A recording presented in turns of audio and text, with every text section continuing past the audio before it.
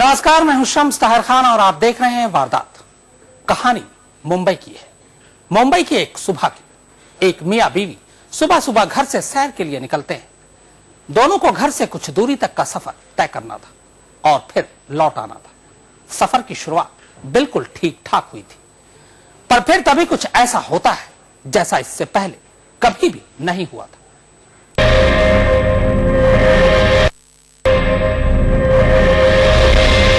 मुंबई का काला चौकी इलाका रोज की तरह आज भी सुबह सुबह पति पत्नी जितेन और बीना मॉर्निंग वॉक पर निकले थे।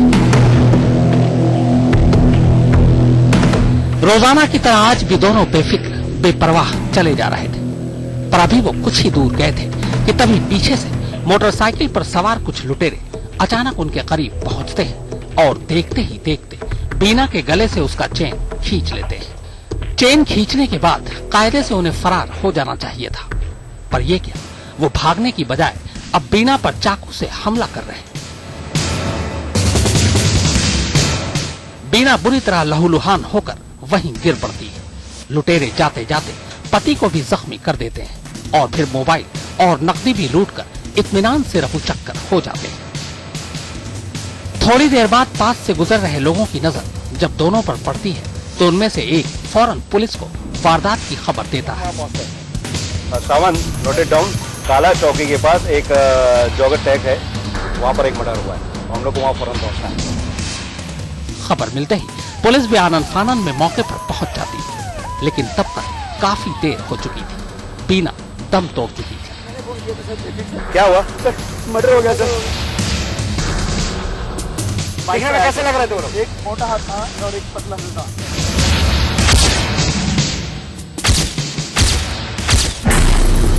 सब कुछ इतनी तेजी से हुआ कि किसी को कुछ सोचने समझने का मौका ही नहीं मिला। कहाँ लेके जा रहे हैं सब? देखिए।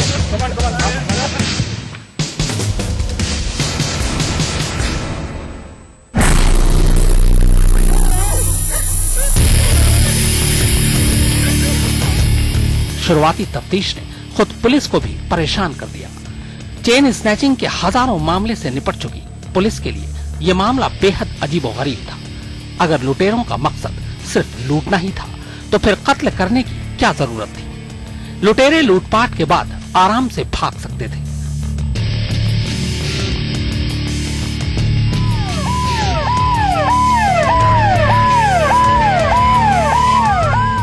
अगर हमलावरों ने बीना को इसलिए मारा क्योंकि वो उन्हें पहचान चुकी थी, तो फिर बीना का पति कैसे बच गया?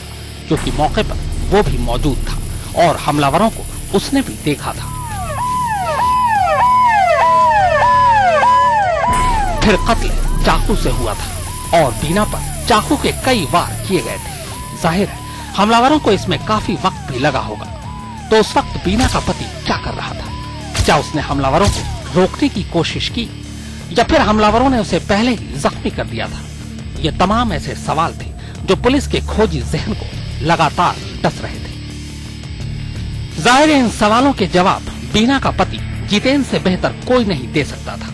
लिहाजा पुलिस ने शुरुआत जितेन से ही की और बकौल जितेन 3 हमलावर बाइक पर आए थे। तीनों ने सबसे पहले पीछे से बीना के गले से चेन छीनी और फिर चेन छीनने के बाद बाइक रोककर नीचे उतर आए। इसके बाद उन्होंने बीना को पकड़कर उसे पीटना शुरू कर दिया। फिर जब बीना खुद को छुड़ाने की कोशिश करने लगी तभी उसी वक्त उनमें से एक ने चाकू निकालकर बीना का कत्ल कर दिया। जितेन के मुताबिक इसके बाद बदमाशों ने उस पर भी हमला बोला और उसे जख्मी करने के बाद उसका मोबाइल और पर्स लेकर भाग गए।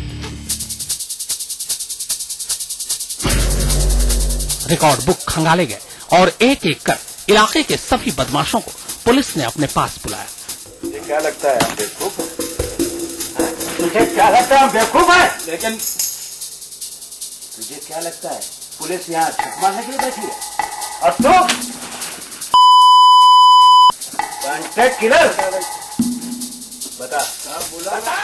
500 से ज्यादा चेन स्नेचरों से पूछताछ हुई, लेकिन नतीजा फिर भी सिफर ही था। सभी खुद को इस मामले से अनजान बता रहे थे। पुलिस ने तमाम हथकंडे अपनाए, लेकिन कुछ भी काम नहीं आया।